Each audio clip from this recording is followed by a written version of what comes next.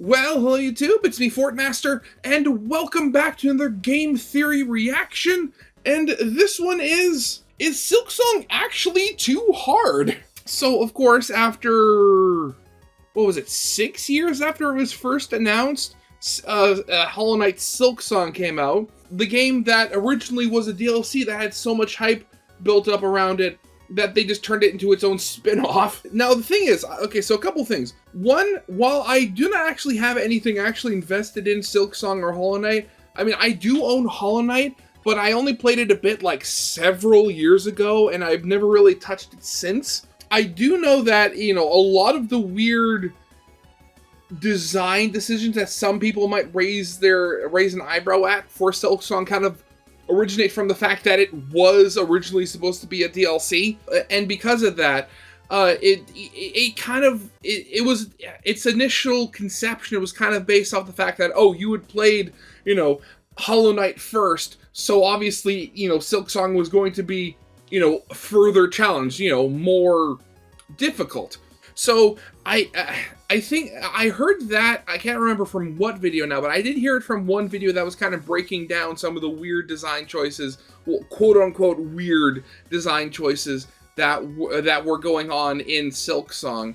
So I can't imagine it being, you know, potentially too difficult, because it may have been designed with the assumption that you had mastered Hollow Knight in all of the years that it's been out and everybody has been waiting. But, you know, with how games are, there's probably, and I wouldn't be surprised if there were, a very large amount of people that bought Silksong and have never played Hollow Knight before, like, at all. Also, there are a couple things I have heard just about, like, the way Hornet, like, actually maneuvers and plays by default in Silksong, where, like, as opposed to Hollow Knight, where when you do, like, the down parry to bounce off an enemy or bounce off something, it goes straight down, whereas with Hornet, hers is not at a downward, like, angle diagonally, so I can very much see that being, you know, a lot more difficult to get used to when, you know, not many games of the type, like 2D Souls-likes, do that, like, at all.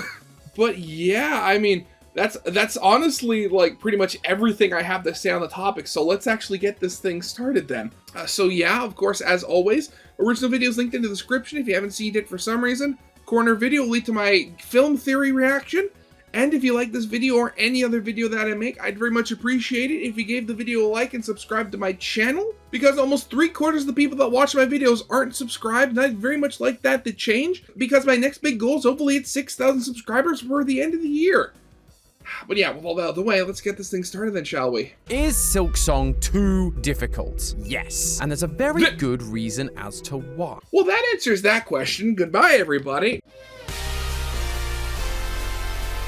No. The lore. Let me show you. The lore? Hello, Internet! Welcome to Game Theory, the show that will let you rest so long as you pay the subscribe toll.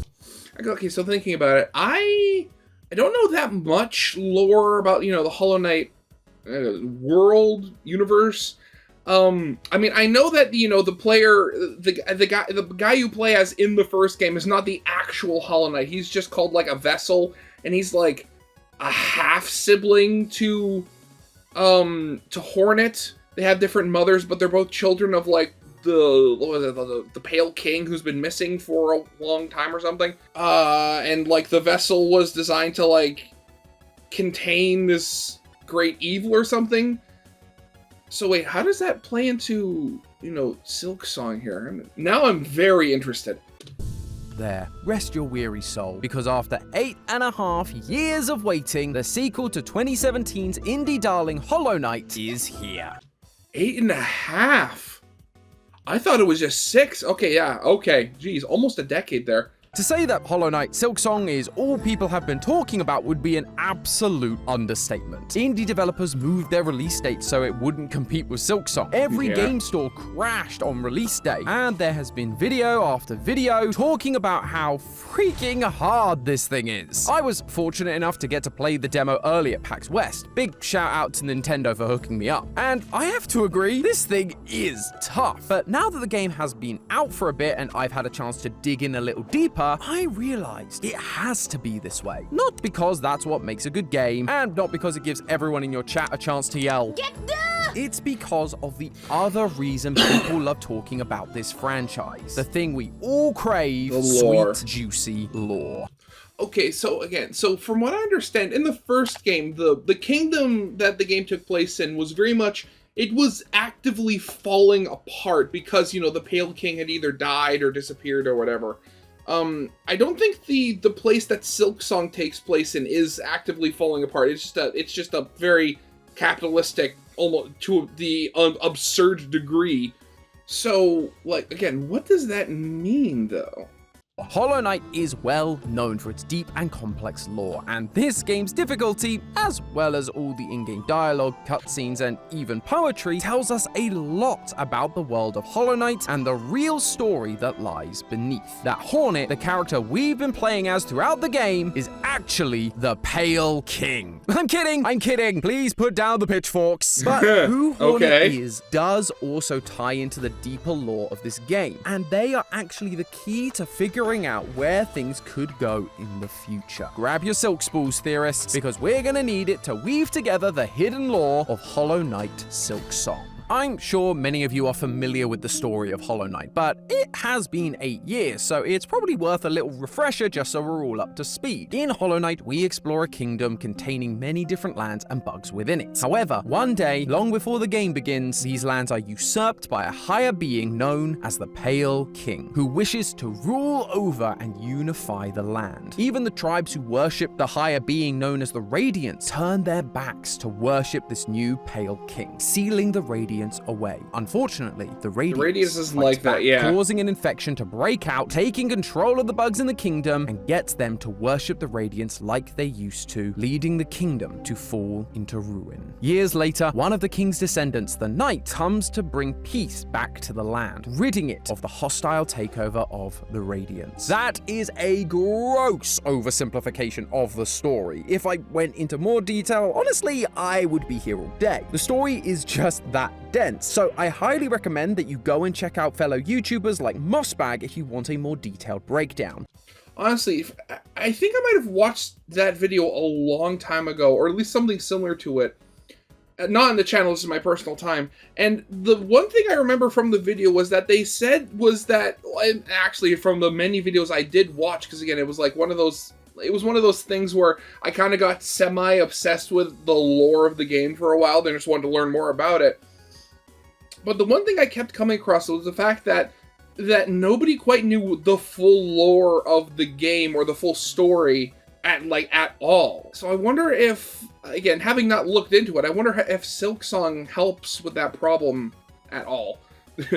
These guys have been studying every detail for years, so they absolutely know what they're talking about. But now, there's the new story of Silksong. In Silksong, we explore a kingdom containing many different lands and bugs within it. However, one day, long before the game begins, these lands are usurped by a higher being known as Grandmother Silk, who wishes to rule over and unify the land. Eventually, the tribe that worship Grandmother Silk turn their backs on her, sealing her away. Unfortunately, Grandmother Silk fights back. Through her silk, she takes control of the bugs in the kingdom, driving them mad and gets them to worship Grandmother Silk like they used to, leading the kingdom to fall into ruin.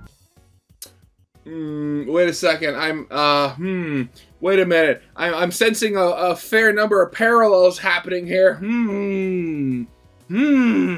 Years later, one of the king's descendants, Hornet, comes to bring peace back to the land, ridding it of the hostile takeover of Grandmother Silk. Again, another grossly simplified version of the story, and again, I highly recommend you go and check out other YouTubers like the Librarians for a more detailed rundown. But this should be enough to get us going today, because from what little I've said, you might have noticed that both these games' overall plots seem awfully familiar. And you'd be right, and that's on purpose. By having both Hollow Knight and Silksong tell these parallel stories, it allows the differences that do show up to stand out way more.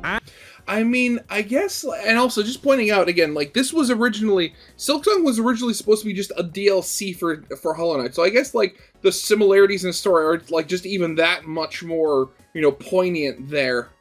And those things combined help paint a much larger picture of the themes and symbolisms that surround this world. In Hollow Knight, the ruined land Hallownest already had a higher being before the arrival of the Pale King, the Radiance. When the Pale King took over, the Radiance was largely forgotten and so became angry, infecting the world and the bugs within it. On the other hand, Silksong's Kingdom Usurper and Infection Bringer are one and the same. Grandmother Silk is a higher being that takes over Farloom, but her creations, the Weavers, soon learn that this ruler isn't all it's cracked up to be, and so put her to sleep. Now, desperate to be awakened, Grandmother Silk begins using her silk to take over the minds of the people of Farloom. Both kingdoms are taken over by an outside force and end up in complete ruin. The similarities are obvious. It shows us the cyclical nature of this world. Something will always take over and end up leading it to its inevitable destruction one way or another. But the difference here is the type of rule these kingdoms are led with. In Hollow Knight, it's plainly obvious. It's all about a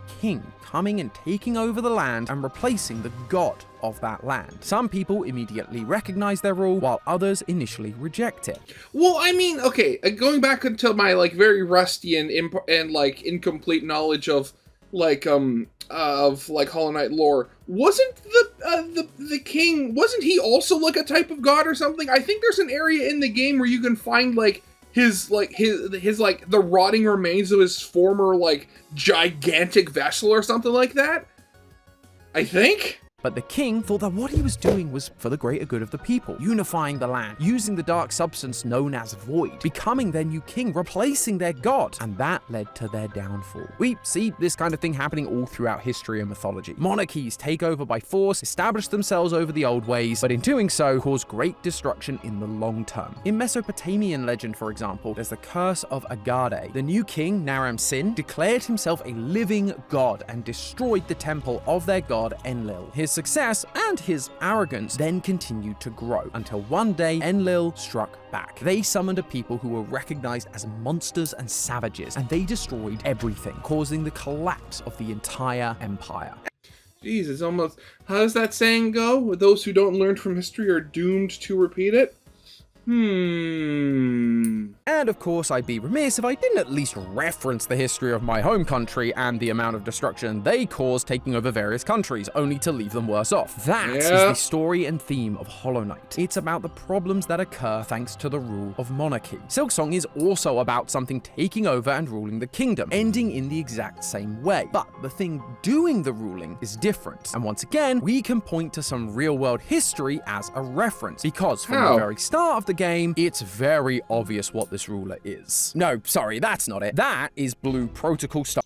Oh, okay. It's the lead into an ad read for a sponsorship. Okay, for a second there, I thought the answer was gonna be like anime or Japan or something like that. Man, that would have been really weird. Okay. Skipping over the ad now. Throughout the game, we use rosaries as a currency to buy items, tools, and even rest benches. One of the currencies, from what I understand, there's actually multiple in this game.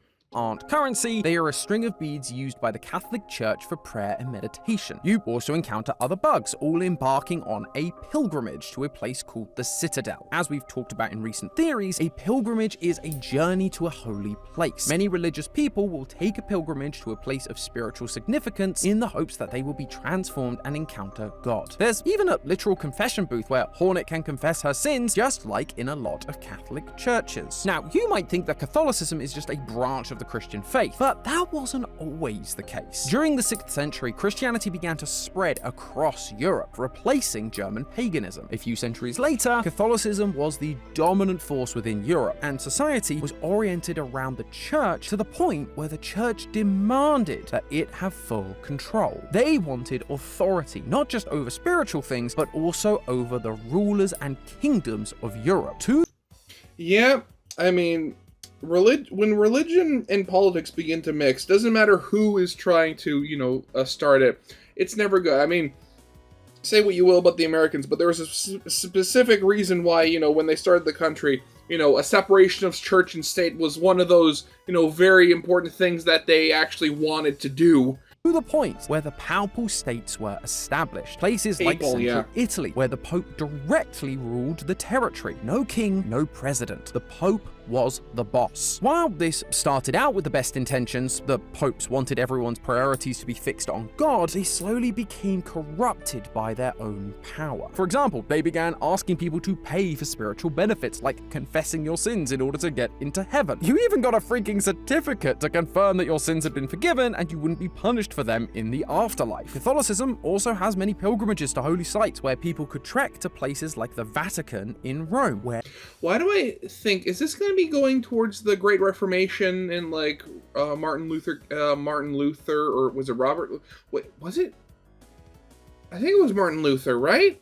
The Pope resides. Now, look again at Farloom. At the start of the game, we are shown a poem called Farloom's Folly. This poem is absolutely talking about Grandmother Silk. They see your beauty so frail and fine, they see your peace woven of faith and toil, is about when Grandmother Silk first arrived, a beautiful, majestic being who seemed to be good, but by the time we get to Farloom, she's asleep in her cocoon, bound in slumber. And once Hornet finally awakens her, we see her true nature, a monster who wants control. But notice how each of these lines have a comma right in the middle of it? That is called a caesura, and it was most commonly used in a style of poetry that is largely associated with the Anglo-Saxons around the 6th century, right before Catholicism took over. It's symbolic of how Farloom lived prior to the religion of Grandmother Silk. Then there's the Citadel, the place that all of these pilgrims are traveling to. It is the epicenter of the kingdom. It's where Grandmother Silk and her weavers reside, just like the Vatican. And once again, the salvation this place offers isn't free. You have to pay to use rest benches. The confession booths can only be used if Hornet can cough up enough rosaries. And then there's the area where you can find an NPC called Lone, working ceaselessly in the hopes that his hard work will earn him a reward from the bugs of the Citadel. Run on the treadmill for a little bit yourself, and all you get is a single rosary bead. Although sometimes you don't even get that. Sometimes it's just dust. That is one of the reasons this game is so hard. It is to make you feel for the citizens of this world and the horrible religious rule they live under. In most video games, you'd expect some kind of reward once you complete a hard challenge, but when you finally get to the top of a difficult segment or you beat one of the game's many bosses, there's nothing. No special drops, no new ability, nothing. The most you can hope to find is a bench to rest at, but lo and behold, you have to pay for the privilege. Life under this society is pain. You have to work hard only to receive nothing for it. The salvation these bugs desire comes from a religion that requires you to earn your way into heaven. And even then, most of it is just a lie sold to them to better the ruling class.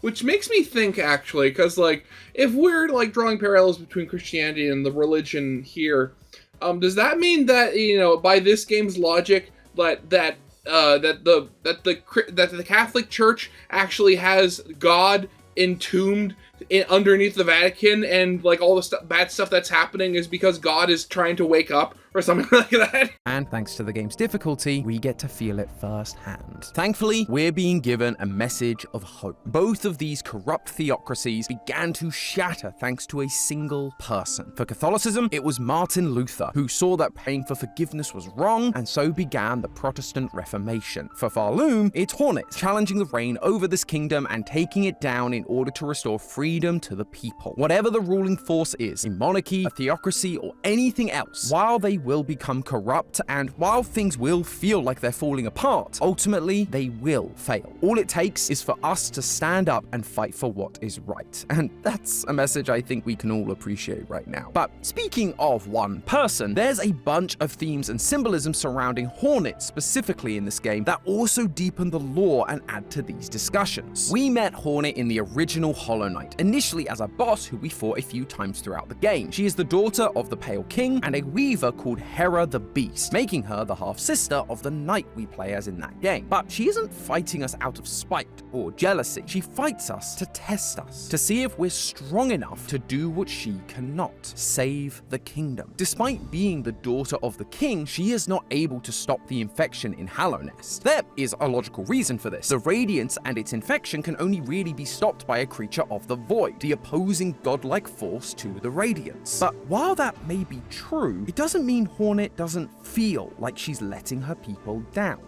Which, actually, thinking about it, It is kind of funny because, like, I remember, I think it was on like a YouTube short I saw just after Silksong came out, and somebody was like, and they were making a video of like kind of commenting on how like comparatively squishy, like Hornet is compared to the Knight or something, and I think if I remember correctly, the way they pointed it out was that the Knight in Hollow Knight is like so much more tough than like Hornet is, but at the same time they're also like a lot weaker, just like damage wise, because if I remember correctly, I think like at the start of the game Hornet has like 6 health, and like most things do 2 damage, but then while at the same time like Hornet I think only did like 1 damage at attack at a time to the Knight, but at the same time the Knight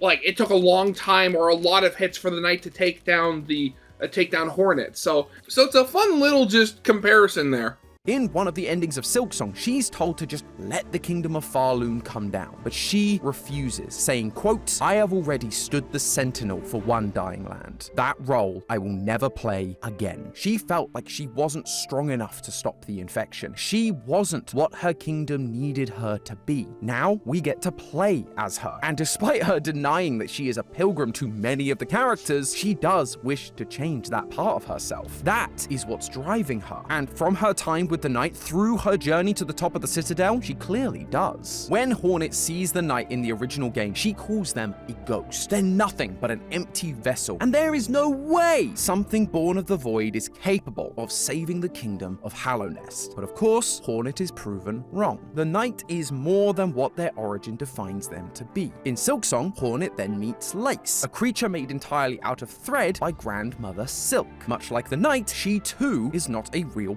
person. But even though Lace believes she does not have life, Hornet tells her that she is just as real as any bug. She even attempts to save Lace from the void in one of the endings. Her perspective has clearly shifted. In another one of the endings, you get to the top of the Citadel and defeat Grandmother Silk. Suddenly, your life bar turns into the face of a weaver, you rest in a cocoon, gaining multiple limbs, transforming into fully Weaver, taking over for Grandmother Silk, similar to the basic ending in Hollow Knight, where you defeat the Hollow Knight and then take their place. In the story of Hollow Knight, that was originally thought to be the best plan, the solution to the problem. But we know that wasn't the case. And during Silksong, we see that Hornet has learnt this too. When talking to the caretaker, he asks if Hornet will take over as queen. She admits she kind of wants to do that, but knows that doing so wouldn't truly free the people of Farloon, which leads to the other ending that some people are claiming to be the true ending. Hornet has become stronger and refuses to be part of the cycle, and so sends Grandmother Silk to the void in order to defeat her. Hornet refuses to let another kingdom fall into disarray. This is a redeeming moment for her, being able to do what she couldn't do for her homeland. And God, I've only seen the one ending, the one where like you have to escape the void, and like you see like the silhouette or whatever it is of the Knight from Hollow Knight. I didn't know there was an ending where, you know, she transforms. Like that's really freaky to think about. we see this change physically manifesting in Hornet's cocoons. When you die in Silksong, you can go back to where you died and there will be a silk cocoon, similar to the shade in Hollow Knight. If you break it open, you will see a black bubbly silhouette of Hornet that will fall to the ground. Based on how it looks and behaves, it seems like this black silhouette is Void, the dark substance that the Pale King used to create the Knight in the first game. But before you start typing in the comments, but Hornet isn't a void being. I know, I'm not saying she is, just hear me out. Take a look at the description of the shade in Hollow Knight. Each of us leaves an imprint of something when we die, a stain on this world. The void being there isn't because you're a void being, but because when anyone dies, they leave a stain on this world, a mark of past regrets. When Hornet dies, she too is leaving a regret that she wasn't strong enough to save Farloon, like she wasn't strong enough to save her home. But notice what happens when we go back to collect our silk. The black stain left behind falls to the ground. Hornet doesn't reabsorb it like the Knight does. She's not holding on to her past. She's trying to move on, to overcome, to not dwell on past past mistakes in order that she can be what she needs to be. And that is the other reason why this game has to be so difficult. In order to be strong enough to really save the kingdom, she needs to, in her own words, Get down!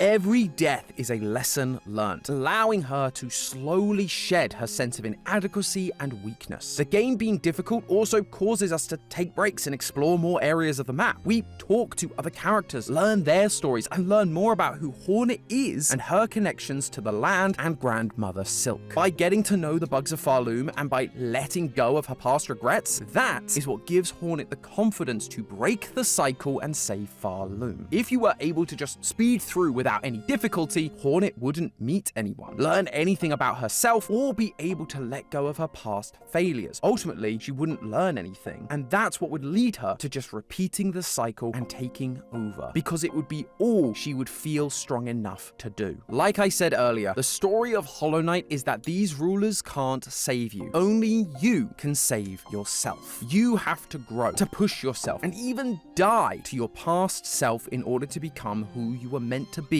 and overcome the cyclical nature of the world. And with those themes in hand, I think I have a pretty good idea of where this series could go in the future with Hollow Knight 3, which I'm sure is coming out in like 2052. I was literally just going to joke about that, but from what I understand, Silksong isn't actually a sequel. It's like a spin-off. So this is... Silksong is not Hollow Knight 2. Hollow Knight 2 has not appeared yet.